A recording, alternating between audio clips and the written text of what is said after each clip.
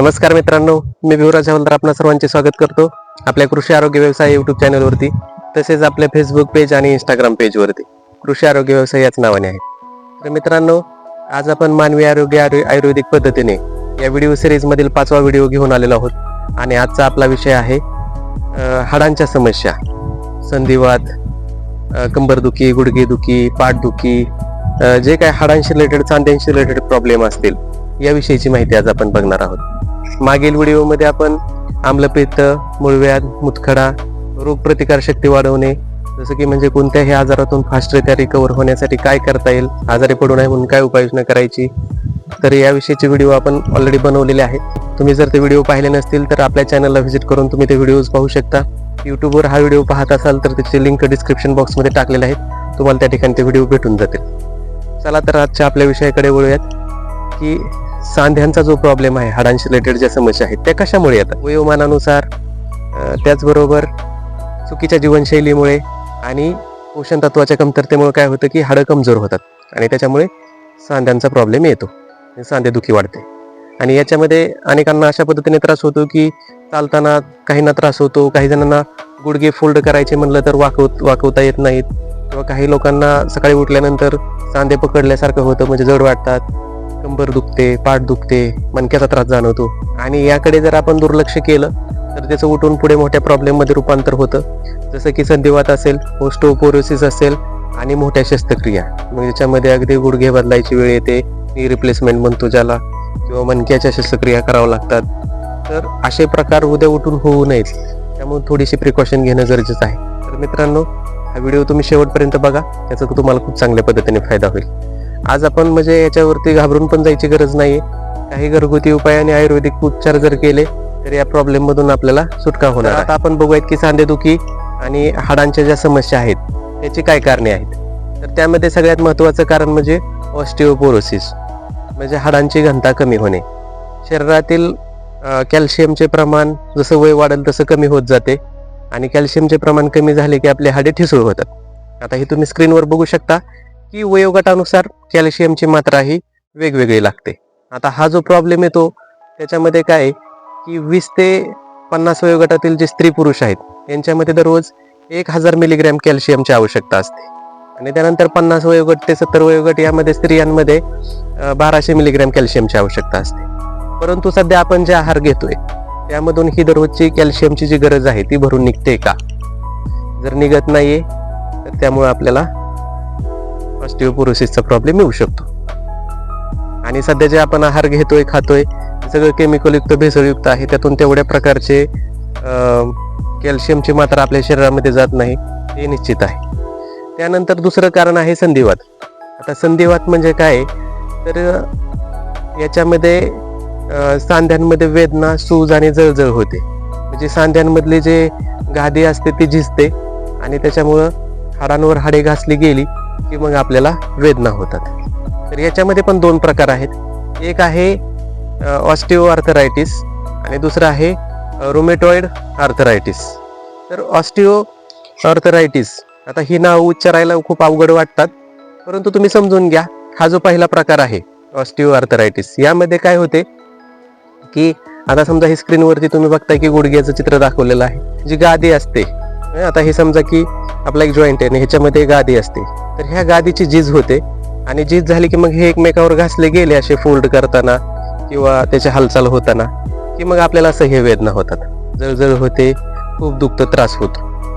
आणि आपण हॉस्पिटलला जातो, त्याच्यामध्ये काय होतं की आपल्याला फक्त पेन किलर दिलं जातं आणि फक्त इथल्या वेदना मारल्या जातात, परंतु इथं दुखत असतं, फक्त आपल्याला ते सेन्स होत नाही. आणि जसं गोळ्या औषधांचा इफेक्ट कमी झाला की ते परत ठणके मारायला चालू करतं. तर मित्रांनो, या ठिकाणी ह्या गादीची झीज भरून आल्यानंतरच तो प्रॉब्लेम सॉल्व्ह होणार आहे, तो फक्त पेन किलर खाऊन होणार नाही. तर हा जो प्रकार आहे हा आपला गुडघे, कंबरदुखी, आपली हात असेल आपला, त्याचबरोबर मांड्या असतील, अशा जॉईंटच्या ठिकाणी आपल्याला प्रॉब्लेम देतो.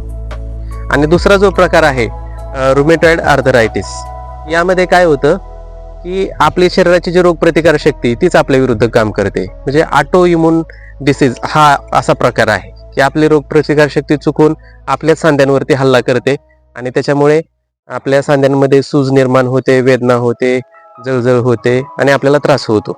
आणि हा जो प्रकार आहे हा कोणत्याही वयोगटामध्ये होऊ शकतो. आणि हे जे संधिवाताचे 2 प्रकार आहेत, हे होण्यामागची कारणे काय आहेत, तर याच्यामध्ये वाढत्या वयोमानानुसार आपल्या शरीरातील हाडांची झीज होणे, स्निग्धता कमी होणे त्यांच्यातील, आणि दुसरी गोष्ट आहे की चुकीची जीवनशैली, जसं की आपण एकाच ठिकाणी तासनतास बसून असतो किंवा उभे राहून दिवसभर काम असतं, किंवा व्यायामाचा अभाव असतो, म्हणजे डेली आपण व्यायाम करत नाही. त्याचबरोबर आपलं वजन जर जास्त असेल, लठ्ठपणा असेल अधिक, तर त्याचा ताण आपल्या जॉईंट्सवरती येतो आणि त्यामुळे सुद्धा संधिवाताचा त्रास होतो. त्याचबरोबर अनुवंशिकतेमुळे सुद्धा हा प्रकार होऊ शकतो. जर तुमच्या घरात पिढ्यानपिढ्या हा प्रॉब्लेम होत आला आहे, तर चान्सेस आहेत की तुम्हाला पण हा प्रॉब्लेम येऊ शकतो. आणि त्याचबरोबर आपल्या आहारातील पोषक तत्वांची कमतरता, जसं की कॅल्शियम आहे, विटॅमिन डी आहे, ओमेगा 3 फॅटी ॲसिड यांची कमतरता असेल तरी सुद्धा संधिवाताचा प्रॉब्लेम येतो.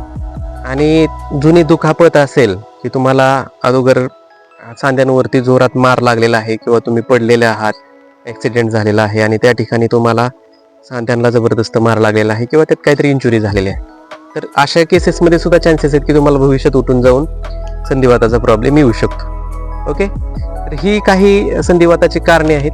तर याच्यावरती काही घरगुती आणि आयुर्वेदिक उपचार करून आपण त्यातून रिकवर होऊ शकतो. म्हणजे असं नाही की हे नीटच होणार नाहीत. ओके, तर यामध्ये सगळ्यात प्रामुख्याने महत्त्वाचं म्हणजे आपल्याला आहारामध्ये पोषण तत्वांची जी कमतरता आहे ती भरून काढली पाहिजे.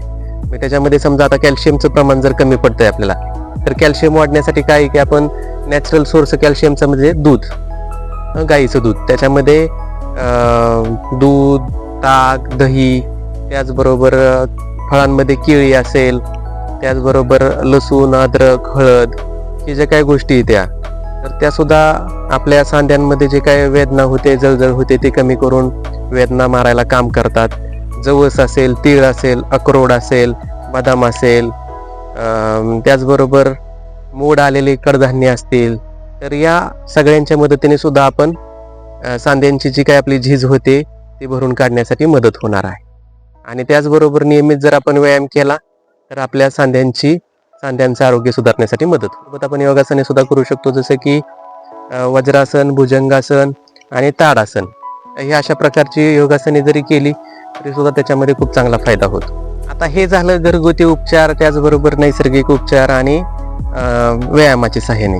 तर त्याचबरोबर याला जर आपण आयुर्वेदाची जोड दिली तर अजून चांगलं लवकर रिकवर व्हायला मदत होईल. तर मित्रांनो, जसं की आपल्या सर्वांना माहिती आहे की आपल्या सातारातील महाराष्ट्रातील company Dhanvantari distributors private limited, ही कंपनी गेल्या 16 वर्षांपासून संपूर्ण भारतभरामध्ये आयुर्वेदाच्या माध्यमातून खूप चांगल्या पद्धतीने काम करत आहे.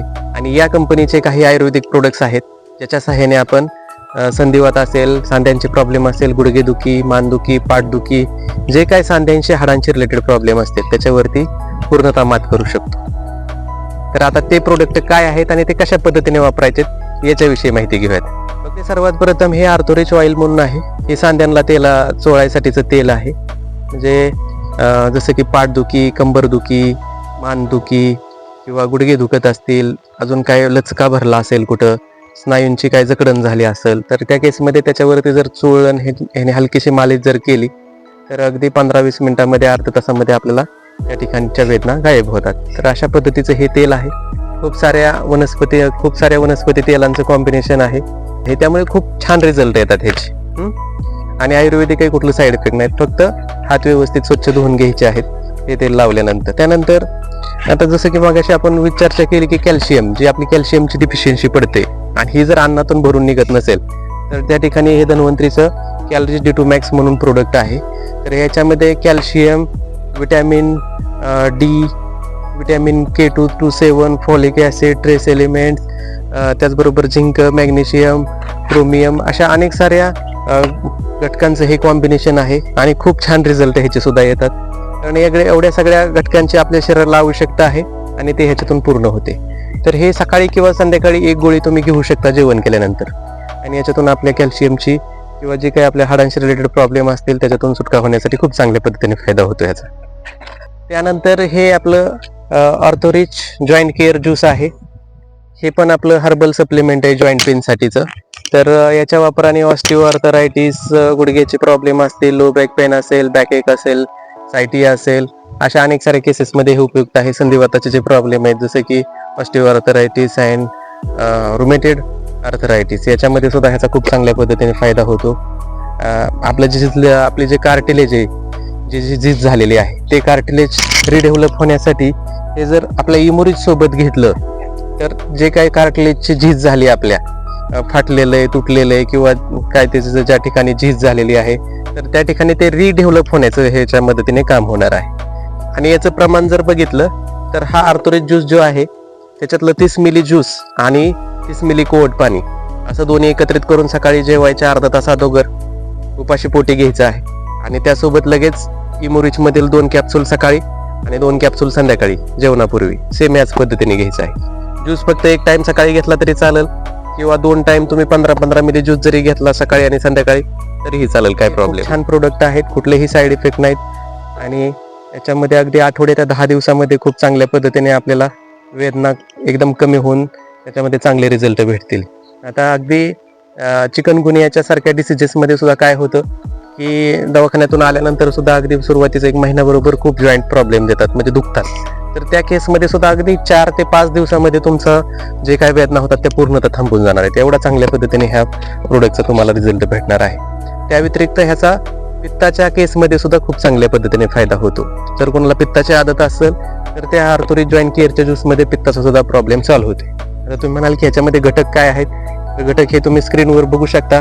याच्यामध्ये शल्लाकी, गोकुरू, वाचा, अश्वगंधा, रचना, वासा, शतावरी, पुनर्नवा, त्यानंतर एरंडम, कंठकारी, दारू, हल्दी, अमलतास, गुडूची, निर्गुंडी अशा शुद्ध शिलाजीत अशा अनेक साऱ्या वनस्पतींचं कॉम्बिनेशन आहे. तुम्ही गुगल सर्च करू शकता की हे घटक कशावरती काम करतात, तुम्हाला पूर्ण त्याची माहिती भेटून जाईल. ह्या काही प्रोडक्टच्या मदतीने तुम्हाला जो काय सांध्याची हाडांशी रिलेटेड प्रॉब्लेम असेल तो सॉल्व्ह होऊ शकतो. मित्रांनो, त्याला जास्त प्रमाणात त्रास आहे, त्यानं 3, 4, 6 महिने सलग करायचं आहे आणि आहारामध्ये त्या गोष्टींचा समावेश करून त्याला व्यायामाची सुद्धा जोड द्यायची आहे, जेणेकरून तुम्ही लवकर त्यातून रिकवर व्हाल. म्हणजे आज हॉस्पिटलला आपण जातो, पेन किलर घेतो, त्याचा आपले किडनी असेल, हार्ट असेल ह्याच्यावरती साईड इफेक्ट होतात आणि त्याच्यातून काही फरक पडत नाही, की ते सायकल कंटिन्यू रिपीट चालूच आहे. 8 दिवसाला 15 दिवसाला आपण दवाखान्यामध्ये जातो, खर्च करतो आणि तरी देखील आपल्याला त्यातून फायदा होत नाही. काही अपवादात्मक केस अशा असतात की ज्यांना काही जरी घेतले तरी फरक पडत नाही, कारण त्यांच्या डोक्यामध्ये पहिलंच बिंबवलेलं गेलेलं असतं की मला कशानेच फरक पडत नाही. म्हणजे आयुर्वेदिक घ्या किंवा ॲलोपॅथीचं घ्या, कशानेच फरक पडत नाही. त्या व्यक्तीची विचारधारा निगेटिव्ह असते, तर त्यांना कशानेच फरक पडणार नाही. तर विचार सुद्धा पॉझिटिव्ह करणं गरजेचं आहे की आपण ह्याच्यामधून रिकवर होणार आहोत. आपण तशा पद्धतीने प्रिकॉशन घेत आहे, आहारामध्ये चांगल्या गोष्टींचा समावेश करतोय, व्यायाम करतोय आणि त्यासोबत आयुर्वेदिक पद्धतीने उपचार घेतोय. अनेक लोकांना याच्यामधून चांगले रिझल्ट भेटले तर आपल्याला सुद्धा भेटणार, असा अप्रोच आपल्याला ठेवावा लागेल आणि त्यानंतर आपल्याला त्याच्यामध्ये चांगले रिझल्ट भेटतील. नाहीतर नकारात्मक जर विचार इथं टाकून ठेवलेले असतील तर त्यांना कशानेच फरक पडणार नाही. म्हणजे हेच काय, कुठलीही केस घ्या तुम्ही, कुठल्याही आजारामध्ये जर त्या व्यक्तीच्या मनातनं जर नकारात्मकता असेल ना, त्याला नीट व्हायचं नसेल ना, तर तो होणारच नाही. मित्रांनो, आशा करतो की तुम्हाला चांगल्या पद्धतीने माहिती देऊ शकलो. कसा वाटला हा व्हिडिओ हे मला लाईक आणि कमेंट करून कळवा आणि अशाच व्हिडिओसाठी आपल्या यूट्यूब चॅनलला सबस्क्राईब करा आणि आपल्या फेसबुक पेज, इंस्टाग्रामला फॉलो करा आणि हा व्हिडिओ जास्तीत जास्त मित्रांना शेअर करा, जेणेकरून त्यांनाही याचा फायदा होईल. तर भेटूयात पुढच्या व्हिडिओमध्ये एका वेगळ्या टॉपिक सोबत. धन्यवाद मित्रांनो.